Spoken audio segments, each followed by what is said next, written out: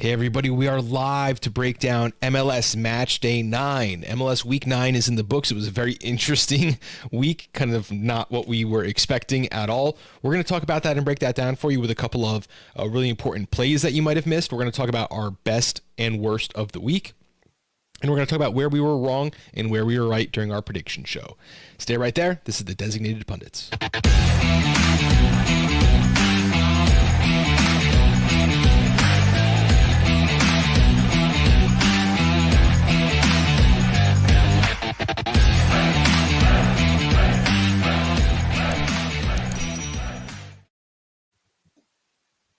Bob Ventimiglia here with Scott Omer, and we are just completing our Week 9 mental recaps, looking at the bets from last week. Team was in the negative, minus 5.77 units. Our first week of 9 under a full unit. It was a very tough to predict week. I went 2 and 3 myself, minus 0.86 units. Scott dropped a unit and 0.5, going 1 and 2. We had a couple of no draw bets.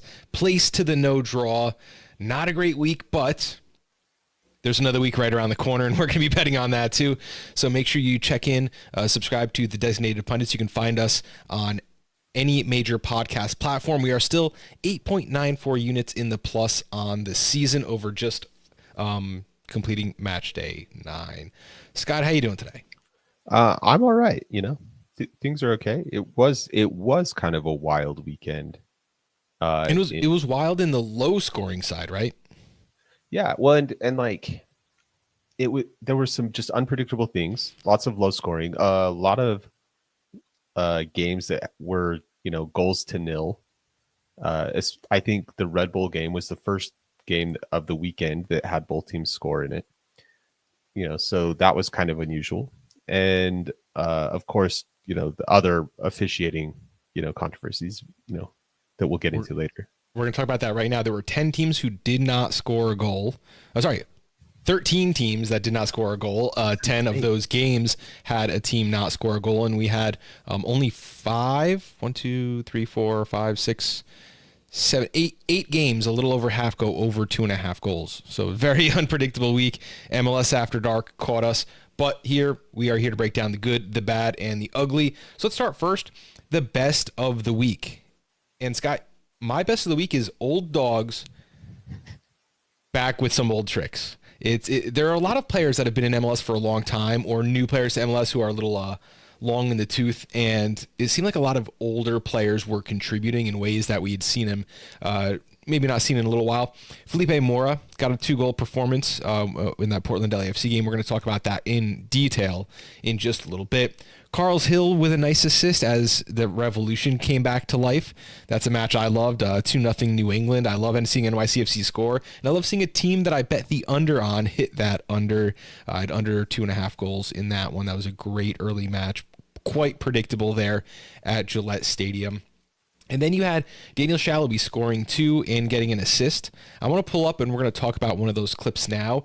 But Sporting KC, it's so important that they step up and have these wingers really contribute. And we saw that the best seasons they've had were like those seasons where Johnny Russell and Shalhoub were both producing at really large clips. And Johnny Russell's gone, so now they're going to rely a little extra on Shalhoub. And he finally kind of took that step for me and proved, okay, he can be that guy that he was and then wasn't and then was and then wasn't again. I remember, the young Hungarian player when he kind of took that really, really big step a few years ago. And it's kind of been, that's his career, kind of a step forward, a step back, a step forward, a step back. He had 3 goals and then 11 and then a couple of down seasons. 2021, 16 goals, 7 assists, and no surprise, Sporting KC was 4th in the league that year. Then he had a couple of down seasons, 2 7-goal seasons, a season with 3 goals and 4 assists, 4 already in 2025. He's expected to be a big part of this offense, and I don't think he can just rest on blazing past guys anymore. He needs to be a little smarter about it, and he chose a really good spot to make a kind of a soft run behind a defender. We're going to take a look at that now, Scott, and I want you to kind of just to talk us through it. Well, you're going to see a kind of a giveaway here from San Jose, and that's no good. But you're going to see Shalhoub run off the back of Rodriguez, just that right center back position, You're going to see here, it's not an explosive maneuver. Look, he just goes jog, jog, jog. Look, he's not going exceptionally fast, but he's just one-on-one with the goalie. You can't miss from there. He's inside of the penalty area, like inside of the penalty spot. It's just too easy, too easy. But it's that craft. That's what you're talking about. That craft to recognize the defender's not looking, to get that little bit of space, and then to just close it out. Yeah, and it looks like, on the other side, no more Johnny Russell, but the pairing on the other side is with Shapi Suleimanov, and he's been playing really well too. Of course, they're pairing with Joveljic up top, and that's going to be a little trio here that we're going to be talking about week in and week out, because Sporting KC, they got to put up a lot of goals. There's not a whole lot going on this team. They have a bunch of holes on this roster, but if everyone plays up, then they can go into San Jose and beat the Quakes, which is exactly what they did here. Really excited to see what Shallowy has through the rest of the season. Again, he's one of those guys who seems hot and cold every single year. And even on the down years, he still contributes. He's out there playing. He's not a young man anymore. I think he's going to be 28. He's going to turn 29 at some point during this season. That's the kind of run you got to make, and you got to make the opportunity. You notice the one thing I saw when I was watching that clip, and I'll play it again just for those of us here. If you look down, he knows he doesn't have to run back to get the ball. Obviously, it's not his place. He's playing left wing. He disappears off the screen running behind a defender that he notices is being a little too slow. But the one thing I noticed, his run is directly towards the net. It's not, let me lay off and hit the back post and see what happens. From the second he starts running, he runs right to the spot, right to that ball. That ball is mine. Joveljic isn't going to get there. It's mine. I want it. I'm going to put it in the back of the net. And that's really what I want to see from these guys. It's really what I want to see from everyone in Major League Soccer. Yeah, it's that kind of experience. It's an experienced run because he uses not a ton of pace in it, but he generates quite a bit of separation from his defender. If I'm honest, I have to be really critical. I have to be really, really critical of Rodriguez on this play, because as a defender, this is like borderline criminal. You look at the state of the game in this moment, it's 3-2 in Kansas City's favor, but San Jose has been pressing. They've been knocking on the door for that third goal. They've been coming back. They were down 3-0 and they've scored 2. They're clawing their way back into this game. And in this moment, you just cannot go to sleep defensively, because you give up a really, really easy goal. And that kills it. There was a moment before this where you think, San Jose is going to get back in this. San Jose is going to find an equalizer. They're going to get something out of this game. And when it goes to 4-2 like that, everybody realizes. The players realize, the fans realize, the audience realizes this game is over. And it was, 5-3 is the final score at the end. San Jose has to push too hard, can't keep that fifth goal out. They do get a third, but so what? It's all consolation. Our show had 5 plays from 3 different people on the Whitecaps and on San Jose. So we were watching that. We would have had a positive week if San Jose had gotten any result from that. It was not to be. I would love to be a fly on Bruce Arena's wall. Oh, I do not want to be in Rodriguez's shoes this week, because I think he's going to get it bad in practice, or anybody else from the defense. He was not the only guilty party in a 5-3 shootout, that's for sure. Well, I just want to point out too, Earl Edwards Jr., not a goalkeeper I know a ton about, I'll be one of the first to admit, but just a really bad day. 5 goals conceded, 0 saves. Kansas City generated something like 1.7 expected goals. On target is a little different. It's like 2.14, but whatever. He's got an expected goals prevented of minus 2.86. That's terrible. That means you let 3 more goals in than anyone else in Major League Soccer would have. That is Cornell numbers from previously this week. You want to go and talk about Red Bulls. Let's now go and talk about the best thing you've seen today, Scott. I had old dogs back to old tricks. Felipe Mora, Carlos Hill, Daniel Shallowy. You have the 4th old dog. I have an 4th old Viking dog. of the, what do they call it? The 4th horseman of the apocalypse? Yes, it's Olivier Giroud scoring his first Major League Soccer goal, and it's a banger of a free kick. Nobody thinks that Olivier Giroud is going to take this. The cameraman thinks it's Denny Bwanga, and well, so does the wall and the goalie. But Olivier Giroud with a beautiful left-footed goal. There's something so satisfying about the ball hitting the underside of the bar, coming back down off the ground, hitting the bar again. As a fan, I don't know. That does something for me. It scratches an itch. His first Major League Soccer goal, I couldn't find the stats. I think he did score in like one of the tournaments at some point. His first Major League Soccer goal was there, and it was a lot of games into his Major League Soccer career. So maybe he's another one who can take that next step. We know LAFC needs someone to step up and really be that guy. So I would love to see, him. I was fighting with everyone this preseason talking about him against Abobasi on who is going to be the best striker on that team, and I need to win. I need a win right now, Scott. I need a win. Yeah, I get that. You're a competitive dude, so that's fair. I do think he's got a chance to make a real case for himself. He doesn't have to be the most prolific striker in the league to be the most important striker for LAFC. Because LAFC has other weapons. They can score goals in other ways. If he can be a guy that helps Bwanga, be a Golden Boot candidate, if he's a guy that can help other players on this team contribute with goals in other ways, then he will be the de facto starter and he will be the most important striker for LAFC. If you told me Olivier Giroud, how did he score his first MLS goal? What method would you say? Would it have been a free kick? No, free kicks. Had no clue that he was capable of that. I would have thought he would have scored a header goal or like a 2-inch toe poke. Yeah. Yeah. I would have been on that side. I would have been wrong. Interesting enough, player I'm watching who also got another goal there, David Martinez, one of my favorite young players in Major League Soccer. I know we're talking about old dogs, but we'll throw a new dog in there. Just an outstanding player. Ken Zagunder is going to be playing in that spot a lot, but David Martinez, having like that guy like that on your bench is just, it's unfair. It's unfair. He should be playing 90 minutes each and every week. Put him on another team. Red Bull will take him. There we go.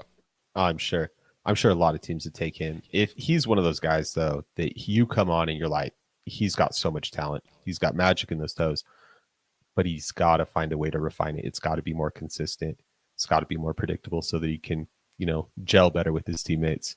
But boy, when he figures it out, he's not long for this league. I agree. He's Paraguay. No, he's not. That's the other David Martinez. I have to go look up some stats on him a little bit later.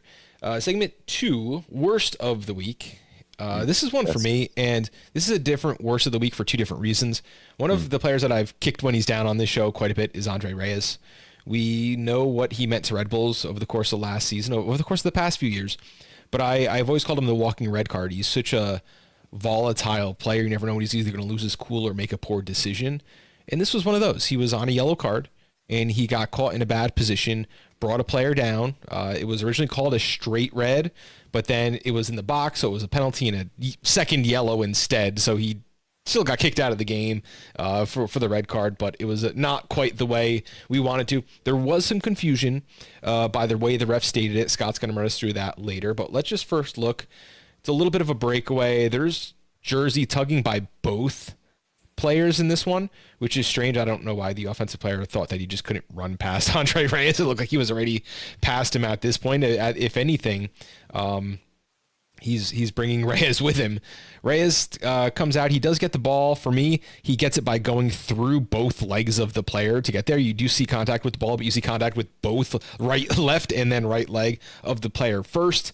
Can't do that. However, the ref did not mention that in the foul, which is where Scott's going to talk about this one. Yeah, look, I don't have a lot of sympathy for Andre Reyes here. On a yellow card, this is extremely reckless. It's very poor judgment. And so, I've mentioned this before. You open yourself up to the opportunity. Good luck. What I really don't like about this is actually the officiating. The officials put himself in a really poor position here, because he is made this decision before this play has even entered the box. He actually originally calls it denial of obvious goal scoring opportunity, dog, so red card. he gives the foul outside of the box, and he gives it for the jersey tug.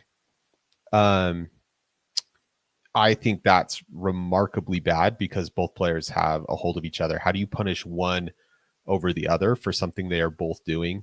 There's an angle, we don't have it, but there's an angle from behind the goal where you can see it really clearly that for a good 12 yards, they both have a hold of each other. They grab each other at the same time.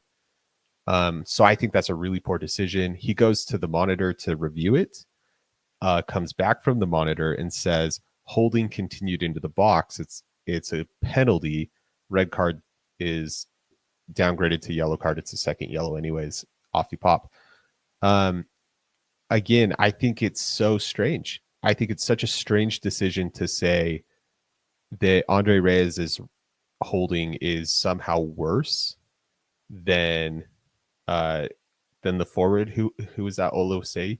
Number 33. That's Ajimang, who's a huge guy. Yeah. Sorry. Yeah. I don't know how that's like. I don't know how that's any different. I don't know how you punish one over the other for something they're both doing. I think that's really poor officiating. If you want to punish the tackle, that's fine. You can do that. It's not a good tackle. There is some contact with the ball. It's worth the look, whatever. But to come out of that and be like, it's the holding. The holding is the card. The holding is the penalty. Yeah. I think is a really bad management of the game moment. And so for me, I was like, look, Reyes, yes, he's got a reputation. He put himself in a bad spot. MLS 360 was quite right to call that out. But the ref, man, that's really poor management of this situation. Andre Reyes is one of those guys who it's just always about him. He's always involved in the stuff. Like it reminds me of like when you're in college and you hang out with like a group of guys and there's always one guy getting into fights and like it's never his fault. It's always someone else who starts. Always somebody else, but he's always involved. When drama finds you that easily, there are some issues there, and that's exactly what we're going to see with Andre Reyes. He's like the guy who can't stop fighting, every other Friday night. It's always someone else's fault. It's never him, but when enough refs know you, I mean, I struggle with that because the talent is there. I mean, yeah, he's such a good defensive player, but you can't trust it. You can't rely on it. And now next week, he's not going to be available for San Diego.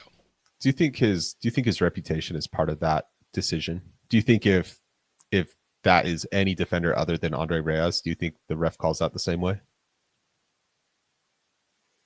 That's tough because I think there are a lot of players who would be faster than him and might have been in a better position to get the ball. Again, I don't know what, with Ajimang, who's such a big guy, I don't know what what benefit he's getting by holding his shirt. Not getting red away from, I guess. I don't know. Maybe there would be a better positioning thing going on there. Maybe it was a reaction time. I don't know. But if you put any other player in that, I think that even if the jersey thing is forgivable, he's not swiping his leg to get the ball out. Like there's other ways to body the player at that point. Put his shoulder into him or something. I don't think the refs are targeting Andre Reyes. Fair. I don't think the refs are targeting Andre Reyes, but I do think that reputations carry. I think refs, they know the players that they're going into. They do their homework, so they know, hey, this player commits a lot of fouls, or this player's dirty, or whatever. This player has a high card count, and so they go in and they're prepared for that kind of stuff. And that kind of stuff, those are self-fulfilling prophecies. I could agree. I could get on your side on that. So talking about self-fulfilling prophecies and bad red cards. The only player who wants to win in Salt Lake City right now, Diego Luna, went with one of the worst red card decisions I have ever seen. However, this is your time to talk, so I'm going to throw it over to you. Yeah, look, what you're going to see is a free kick, or it's a corner kick, sorry. Diego Luna is marking Petretta in the middle here. They get wrapped up. Look, you get wrapped up in the box, yeah. But they get wrapped up, go to ground, and Petretta closes his legs on Diego Luna's leg here. You're going to see Diego Luna try and get up, and he actually drags Petretta's body around. You see the force there, and Luna is a little upset by that, tries to yank his leg out, and the official decides that's a red card. He gets sent to the monitor after he's issued the red card, by the way. He gets sent to the monitor. So the VAR obviously thinks there's something to look at. It's a great time to reverse your call. Take a second look. And he comes back and he says no. He says it's a stamping offense. It's violent conduct. He gives Diego Luna a red card and Petretta a yellow for the instigatory role in that. That's terrible officiating. We don't have time for all of the ways that that's terrible, but it's a really bad management of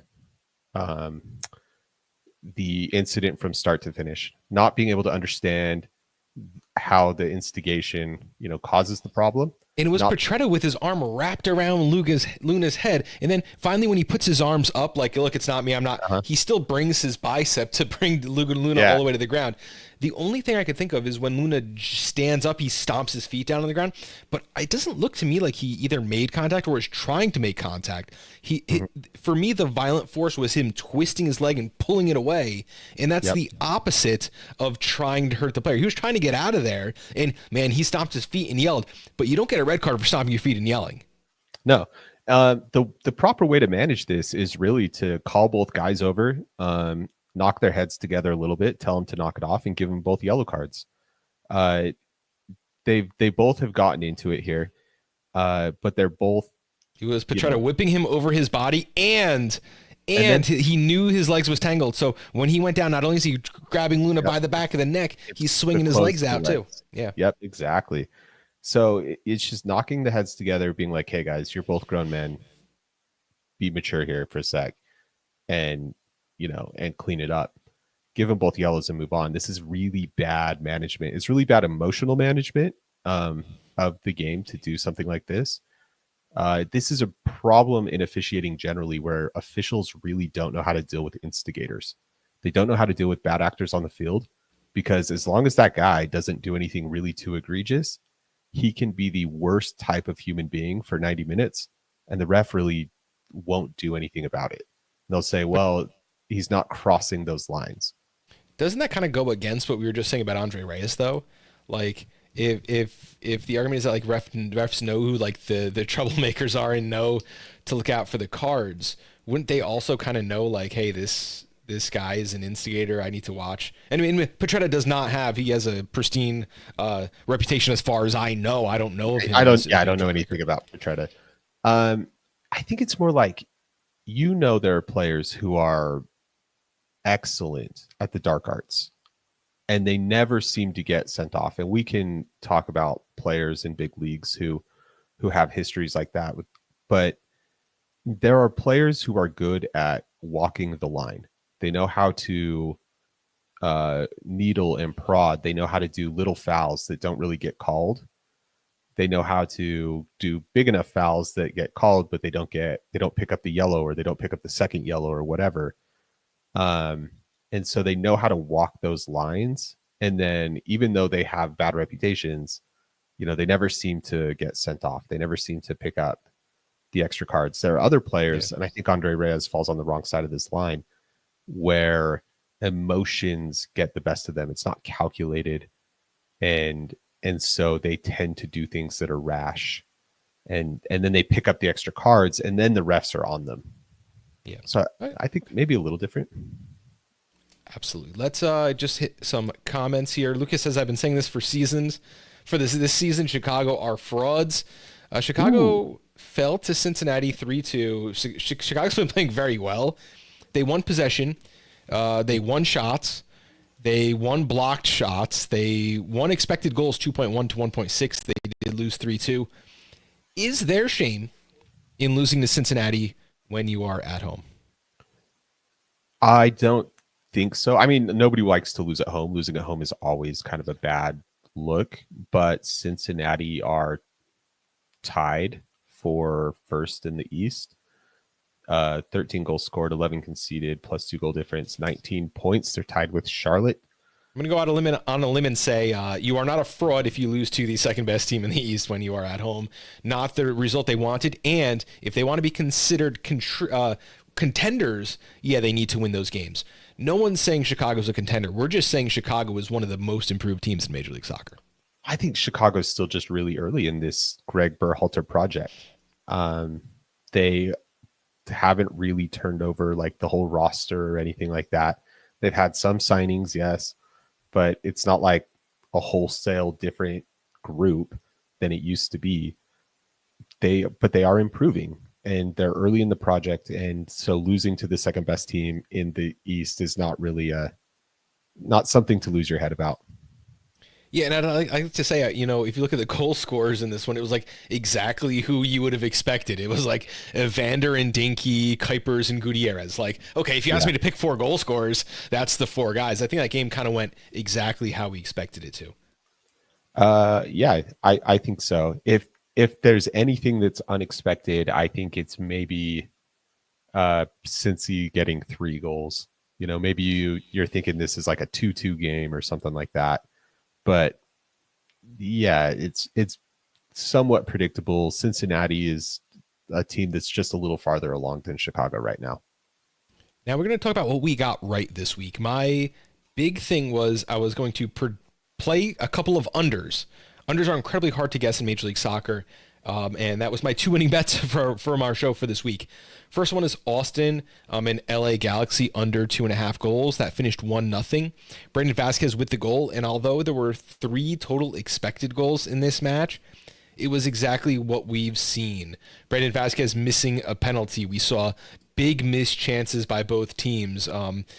Peck hit the woodwork and missed a big chance. You had Bakari missed a big chance. You had Vasquez, who actually had a terrible game, although he scored. He hit the woodwork once, missed a penalty, and missed 2 big chances. They are underperforming. They are not scoring a lot of goals, and I do not regret taking that under. I will do it each and every time. I think that was a really wise play for us to take on a really great number. And the second one was New England playing at New England against NYCFC. They got some offense, actually. Ganago and Campana both scoring in that one, but the expected goals was under 2.5, well under 2.5 for this match. NYCFC not getting anything, but Ganago connecting, Campana finally back from injury. New England did not look good, but they certainly didn't look bad. They didn't look like the punching bag that we've seen earlier this season. They did look better. That Austin LA Galaxy one, that one is still so interesting to me because there were so many opportunities that I thought the Galaxy, especially in the first half, I think the Galaxy should get something here. The Galaxy have the edge. And it was like consistently subpar finishing. Gabriel Peck Yes. not finishing up to his usual standard, getting a couple of really good looks at goal, not putting it in the corner, put too close to the goalie, that kind of stuff. Austin has some kind of luck this season because I've seen that a couple of times from them where they are giving away these chances and teams are not capitalizing.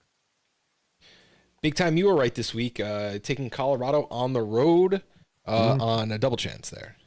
Yeah, I had strong reasons to support Colorado over Houston.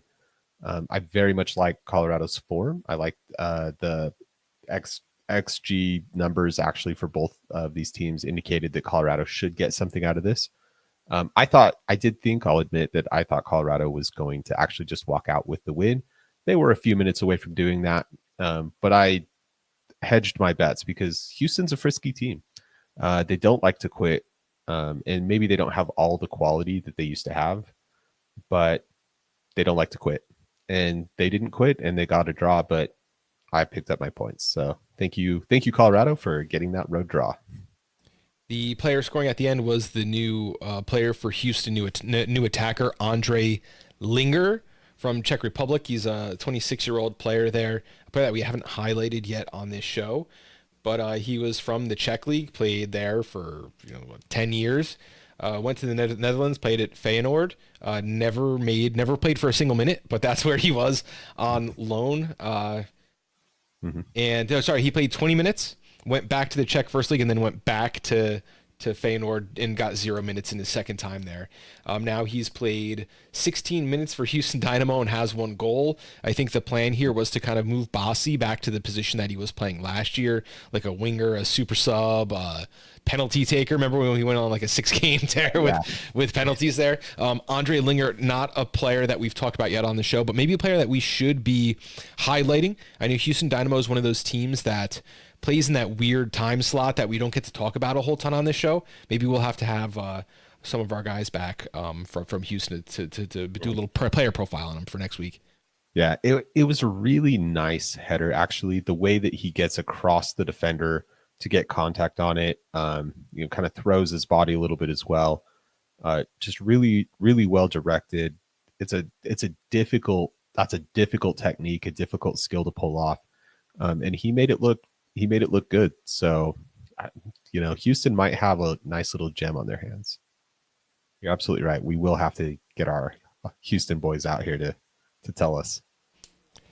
Last part of the segment, last part of the show, where we were wrong. There were a lot of chances to make some of those plays this week. I think a big one for the show was there were 3 pro Red Bull plays hosting DC United. They just couldn't get it done. It wasn't as bad as it looked. They went out with a weird strategy. They started their 2 biggest, slowest defenders at center back to try to neutralize Benteke. Benteke went out with an injury, and we didn't adjust back. I think that needed to happen.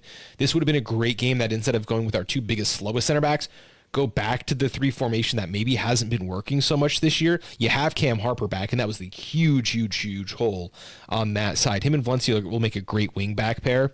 Not how I would have played it. Sandro Schwartz, I think he made a bad judgment call on that one. Not the way I would have played it. Doesn't mean that my way would have worked out.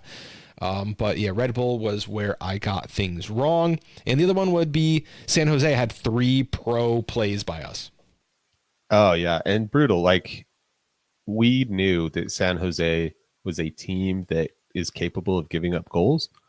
Yep. We did not expect their defense to be quite so porous. We talked about it before. 5 goals, no saves. Minus 2.86 expected goals from the goalie. Terrible goalkeeping, terrible defense. Rodriguez letting his man go when the game is really on the line. Just really bad from San Jose to not be able to manage the game when they were so close to getting something out of it. Okay, guys, thank you so much for joining us tonight as we recapped MLS Match Day 9. Every Monday, we're not coming back with all the highlights. We're a few that we want to talk about, a few that we want to discuss each and every week, try to mix up some of the teams there for you. So we hope you enjoyed this episode. Make sure you subscribe because every Thursday, 8 o'clock, we go live with picks and plays for the next MLS Match Day, which will be Match Day 10. We are now past the 1 quarter mark. Going to be back almost at halfway in a couple of weeks there, but we're breaking down each and every one for you. Join us every Thursday, 8 o'clock as we go live, youtube.com/@thedesignatedpundits. Have a great week, guys.